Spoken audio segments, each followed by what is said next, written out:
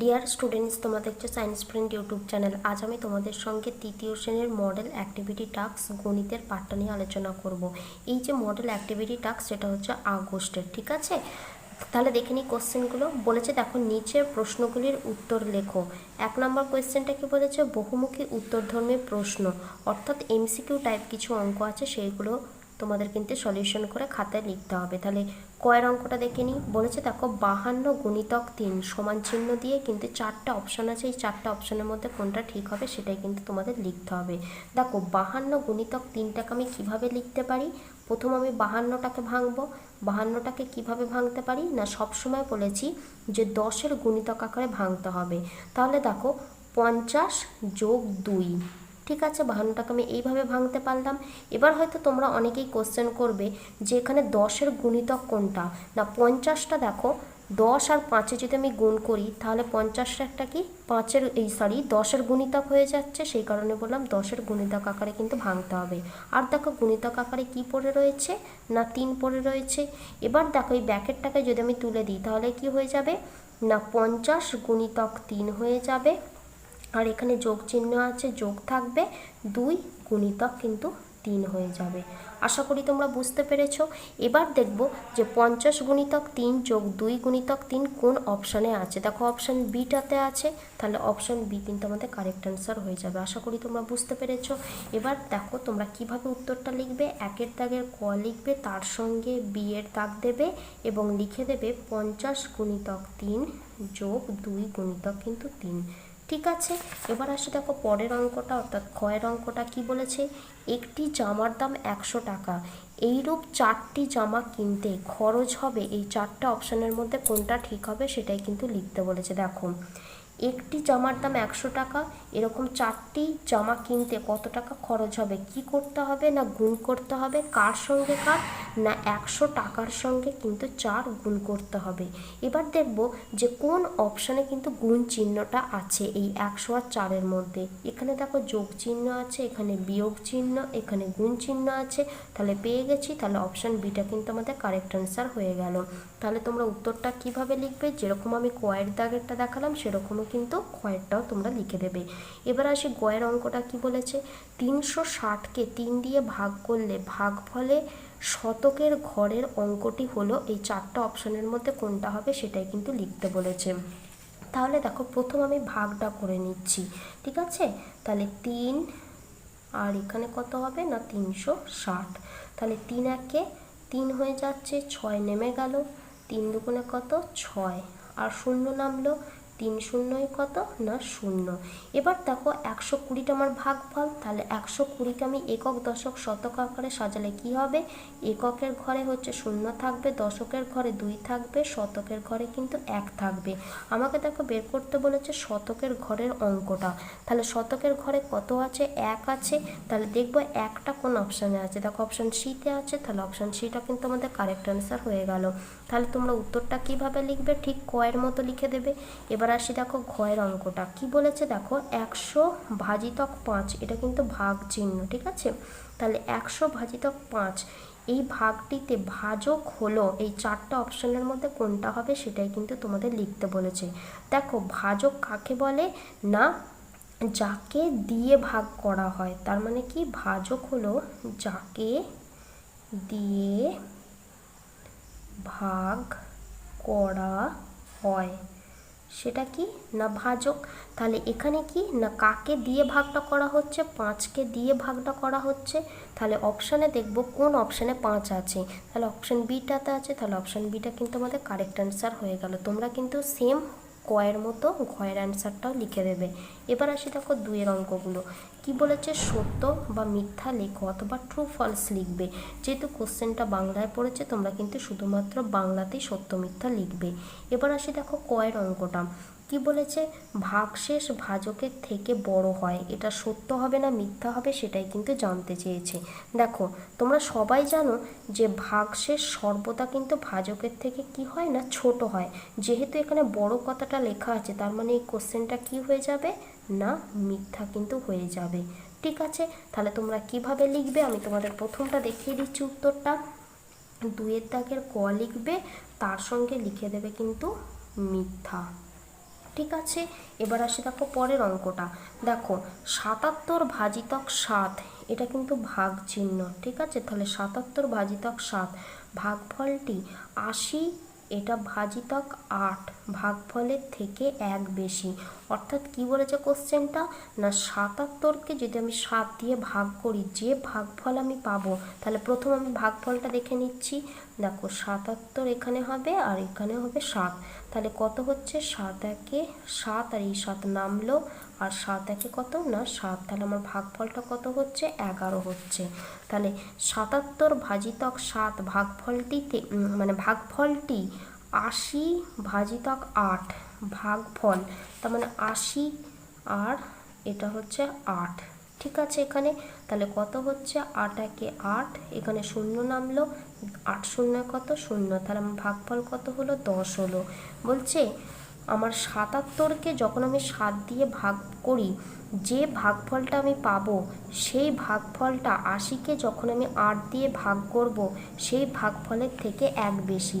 তাহলে এখানে দেখো ভাগফল কত 10 আর এখানে পেলাম 11, তার মানে কি হচ্ছে 11 1 বেশি 10-এর থেকে, সেই কারণে এইটা কি হয়ে যাবে না সত্য কিন্তু হয়ে যাবে। ঠিক আছে, আশা করি তোমরা বুঝতে পারলে। তাহলে ক্ষয়ের উত্তরটা কিভাবে লিখবে, ঠিক আমি যেরকম কয়েরটা লিখলাম সেই রকমভাবে ক্ষয়েরটাও লিখে দেবে। এবার আসি দেখো গয়ের অঙ্কটা। গয়ের অঙ্কটা কি বলেছে, দেখো গয়ের অঙ্কটা বলেছে জোড় সংখ্যার একটি জোড়া হলো 12, দিয়ে 13। দেখো 12টা কি একটা জোড় সংখ্যা, কিন্তু 13টা কি 13 হচ্ছে একটা বিজোড় সংখ্যা। তার মানে আমি কখনো বলতে পারবো না এই জোড়াটা একটা জোড় সংখ্যার জোড়া, তার মানে এটা কি হয়ে যাবে, এটা কিন্তু মিথ্যা হয়ে যাবে। ঠিক আছে, তাহলে তোমরা উত্তরটা কিভাবে লিখবে, ঠিক কয়ের মতো। এবার আসি ঘয়ের অঙ্কটা। বলেছে দেখো দ্বিমাত্রিক চিত্রটিতে এই যে একটা মানে ছবি আছে তোমরা দেখতে পাচ্ছ, এই ছবিটিতে কতগুলি ত্রিভুজ আছে, না বলেছে কিন্তু 2টি ত্রিভুজ আছে। আমি তোমাদের ভালো করে পাশে ছবিটা এঁকে দেখাচ্ছি, ঠিক আছে। এই যে আর এটা হচ্ছে একটা মানে মাঝে দাগ দেওয়া আছে, বলেছে এই চিত্রটিতে 2টি ত্রিভুজ আছে, ঠিক আছে। কিন্তু আমি দেখতে পাচ্ছি 3টে আছে, কেন, কারণ এই একটা ত্রিভুজ, এই একটা ত্রিভুজ, আর এই যে বড় একটা আছে সেটা হচ্ছে একটা ত্রিভুজ। তাহলে মোট কটা ত্রিভুজ পেলাম, 3টে। তার মানে যেহেতু কোশ্চেনে 2টো আছে, তার মানে অপশান কোনটা হয়ে যাবে, তাহলে কিন্তু মিথ্যা হয়ে যাবে। আশা করি তোমরা বুঝতে পেরেছো। তার মানে উত্তর কিভাবে লিখবে, ঠিক কয়ের মতো লিখে দেবে ঘয়েরটাও। এবার আসি দেখো 3-এর দাগের অঙ্কগুলো। কি বলেছে, বাম দিকের সঙ্গে ডান দিকে মেলাও যে কোনো 3টে। এখানে দেখো 4টে অঙ্ক আছে, তার মধ্যে তোমাদের 3টে করে কিন্তু দেখাতে হবে। আমি 4টেই করিয়ে দিচ্ছি, তোমাদের তার মধ্যে যেটা সুবিধা বলে মনে হয় সেই 3টে কিন্তু তোমরা করবে। দেখো প্রথমে কয়ের যে কলামটা আছে সেখানে দেখে নিই। দেখো এখানে 100 টাকা আছে, এখানে কি আছে না 4টে কিন্তু 50 টাকা আছে। আমি নিচে দেখিয়ে দিয়েছি লিখে, যাতে সুবিধা হয়, ছবিটাতে একটু অস্পষ্ট লাগছে সেই কারণে। আর কি আছে দেখো 65 টাকা আছে, এখানে দেখো 4টে কিন্তু 5 টাকার কয়েন আছে, এখানে কিন্তু 4টে 5 টাকার কয়েন, ঠিক আছে। এবার দেখো তোমাকে কিন্তু এই যে কলমটার যে সংখ্যা অনুযায়ী কিন্তু এই কলমটাকে কিন্তু সাজাতে হবে। এখানে দেখো ক্ষয়ের যে কলমটা আছে সেখানে দেখো একটা 50 টাকা আছে, একটা 10 টাকা আছে, একটা 5 টাকা আছে, ঠিক আছে। এখানে দেখো 20 টাকা আছে, এখানে দুটো 100 টাকা আছে, এখানে দেখো এইটা হচ্ছে 50 টাকা, আর এখানে 20 টাকা, এখানে 20 টাকা, আর এটা হচ্ছে 10 টাকা আছে। এখানে দেখো 100 টাকা, তার মানে 100 টাকাটাকে আমি কিভাবে ভাঙতে পারি, না একটা 50 টাকা, একটা 20 টাকা, একটা 20 টাকা, আর একটা 10 টাকা, এইভাবে ভাঙতে পারি। কারণ দেখো 50 আর 20 যোগ করলে কত হচ্ছে না 70 হচ্ছে। এই 70-এর সঙ্গে যদি আমি 20 আর যোগ করি তাহলে কত হচ্ছে আমার 90 হচ্ছে। এই 90-এর সঙ্গে যদি আমি 10 যোগ করি তাহলে কত হচ্ছে না 100 হচ্ছে। তার মানে আমি 100 টাকাটাকে কিভাবে ভাঙতে পারলাম, এইভাবে ভাঙতে পারলাম। তার মানে এটা যদি হয় আমি তাহলে এইভাবে অ্যারো চিহ্নটা কিন্তু একটু দিয়ে দিচ্ছি, ঠিক আছে। তাহলে এই ঘরে কিন্তু চলে এলো। আশা করি তোমরা বুঝতে পেরেছো। এবার দেখো এখানে কি আছে না 4টে 50 টাকা আছে, তাহলে 4টে 50 আমি যদি যোগ করি তাহলে কত হচ্ছে, দেখো 200 কিন্তু আমার হয়ে যাচ্ছে, ঠিক আছে। তাহলে দেখবো যে 200 টাকাটা কোন ঘরে আছে। এই ঘরটাতে দেখো এখানে 100 টাকা, এখানে 100 টাকা, 100 আর 100 যোগ করলে কত হচ্ছে না 200 হয়ে যাচ্ছে। সেই কারণে আমি কি করব, এই ঘরটা থেকে কিন্তু এই ঘরটা আমি অ্যারো চিহ্ন দিয়ে দেবো। আশা করি তোমরা বুঝতে পারলে। এবার আসে দেখো 65 টাকাটা। 65 টাকাটাকে আমি কিভাবে ভাঙতে পারি, এখানে দেখো 50 টাকা, এখানে 10 টাকা, 50 আর 10 যোগ করলে কত হচ্ছে 60 টাকা, আর এখানে একটা 5 টাকা পড়ে আছে, তাহলে 60 আর 5 যোগ করলে কত হচ্ছে 65 টাকা। তার মানে দেখো এই ঘর থেকে আমি কোন ঘরে অ্যারো চিহ্ন দেবো, প্রথম ঘরটাতে অ্যারো চিহ্ন দেবো। ঠিক আছে, এখানে দেখো 4টে কিন্তু 5 টাকার কয়েন আছে।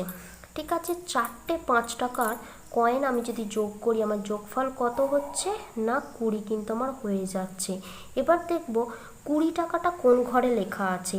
দেখো এই ঘরে আছে 20 টাকাটা লেখা, তার মানে আমি এই ঘর থেকে কিন্তু এই ঘরে অ্যারো চিহ্ন দিয়ে দেবো। আশা করি তোমরা বুঝতে পেরে। বলছে দেখো 4-এর কয়েরটা বলেছে গুণ করো, 135 গুণিতক কিন্তু 6 দেওয়া আছে। আমি তোমাদের কোষে দেখাচ্ছি 4-এর ক। দেখো আমি তোমাদের এইখানে করে দেখাচ্ছি। তাহলে 135 গুণিতক কিন্তু 6।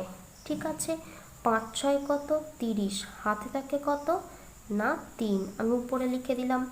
3 6 কত 18, 18 আর 3 কত না 21। ঠিক আছে, আমি লিখে দিলাম। এবার দেখো হাতে থাকে কত না 2, 6 একে কত 6, 7 মানে 6 একে 6 আর 2 যোগ করলে কত 7 8 মানে 810। তাহলে অতএব তোমরা কি লিখবে না নির্ণেয় গুণফল। তাহলে তোমরা লিখছো নির্ণেয় গুণফল সমান কি লিখবে, গুণফল সমান কিন্তু 810 তোমরা লিখে দেবে। আশা করি তোমরা বুঝতে পেরেছো। এবার আসি দেখো পরের অঙ্কটায়। এইভাবেই কিন্তু তোমরা অঙ্কটা করবে এবং 4-এর দাগে ক লিখে তারপর।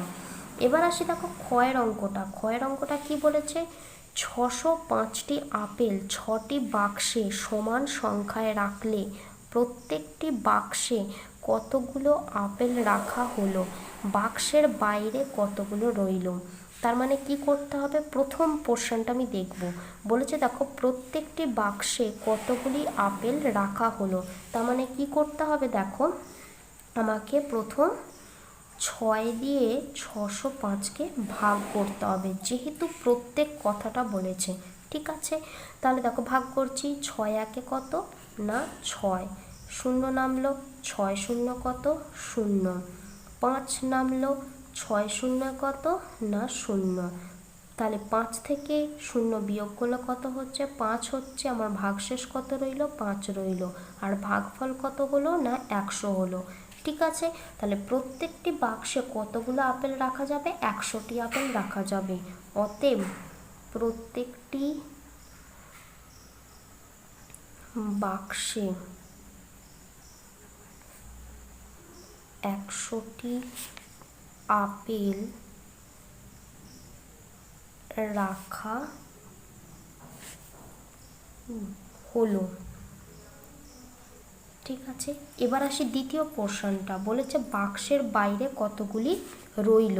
এই যে রইল যখন কথাগুলো থাকবে, তার মানে ভাববে যে বিয়োগ ফলটা আমাকে জানতে চেয়েছে। এখানে দেখো লাস্ট বিয়োগফল বা ভাগশেষ আমার কোনটা রয়েছে না 5 রয়েছে। তার মানে কি হয়েছে যে বাইরে, অতএব বাইরে 5টি রইল। আশা করি তোমরা বুঝতে পেরেছো অঙ্কটা।